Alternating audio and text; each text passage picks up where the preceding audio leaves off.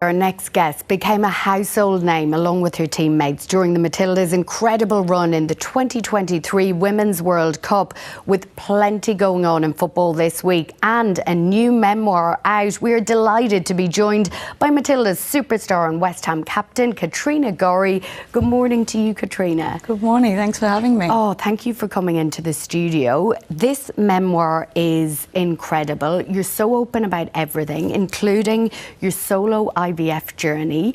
One of the moments that really struck me and reminded me of Serena Williams, she won a slam while she was pregnant. You scored a goal for the Brisbane Roar while you just found out you were pregnant. Is that one of the most special moments of your career, even counting in that World Cup? Yeah, it's something I'm really excited to tell Harper when she's a little bit older. But I mean, if anyone's seen the celebration, it was a big celebration for me and my team, because I'd obviously told them kind of what I'd gone through and that I was pregnant, and I think it all kind of came together in that moment.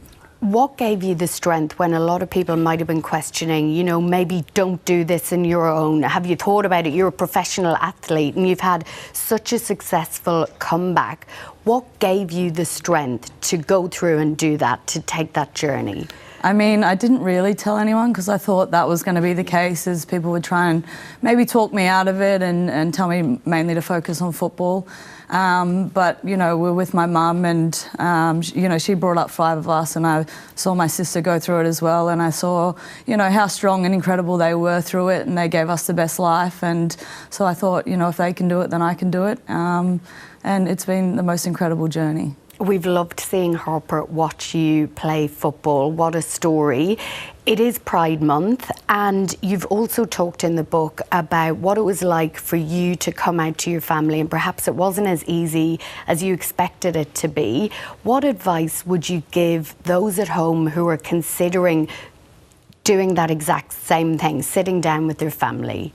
Yeah, I mean, I think for a lot of parents it's hard at the start to accept it and understand it, but I think for me, as soon as, you know, my parents saw that I was happy, that's all that mattered to them. And like I told them many times before, you know, I could be with somebody else, but I wouldn't be as happy as I am. And, you know, since they've seen me with Clara, I think, you know, they love her probably more than me now.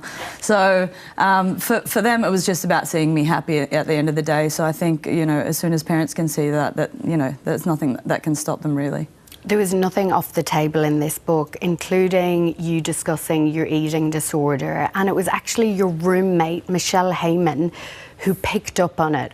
What do you say to women or men out there who have noticed something changing in a friend and they're concerned for them?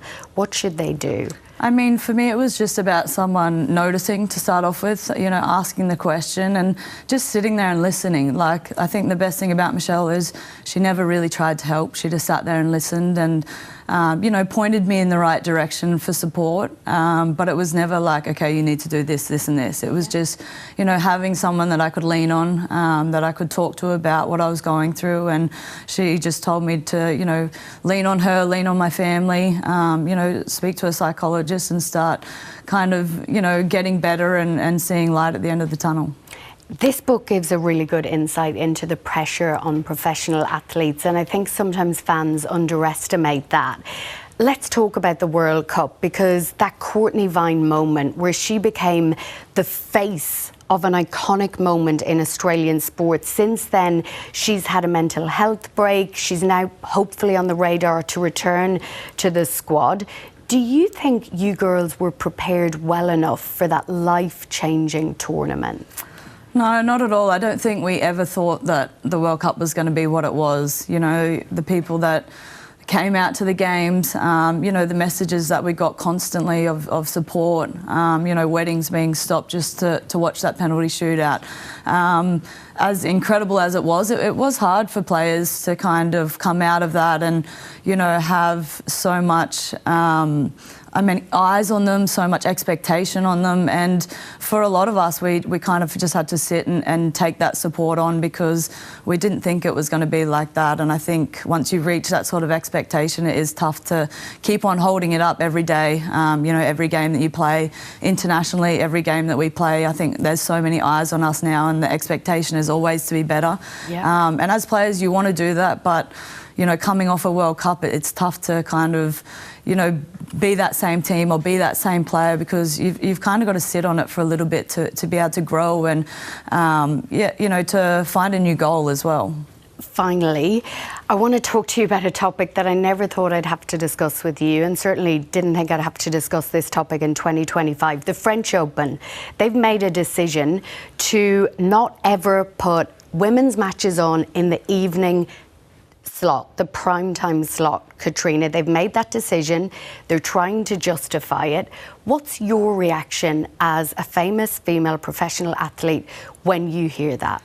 Yeah, I mean, it's just disappointing that we're still having these conversations. I think in the last couple of years, I think women have proven, that people want to watch the games, that people are invested in, women's sport, in female athletes, and the fact that we're still having these conversations is pretty disappointing.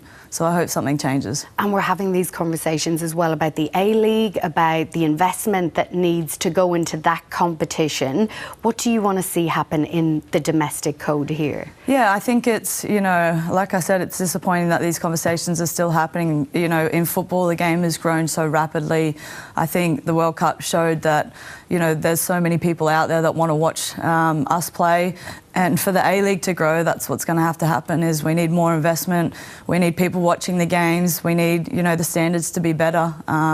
So hopefully things start to change. I mean, it's always a slow process, but I mean, surely now that people can see that, women's football is an attractive brand of football. Female athletes are incredible humans for what they go through, and yeah, it sucks that we're still having these conversations. It absolutely sucks. It makes me really angry, but your event was the most watched in the history of Australian sport, so there's no arguing with that. Katrina Gorry, you're an absolute legend. Thanks for popping in. Thank you very much. Thanks for having me. There you have it. And if this segment has raised any concerns for you, support is available from the Butterfly Foundation by phone or on the website.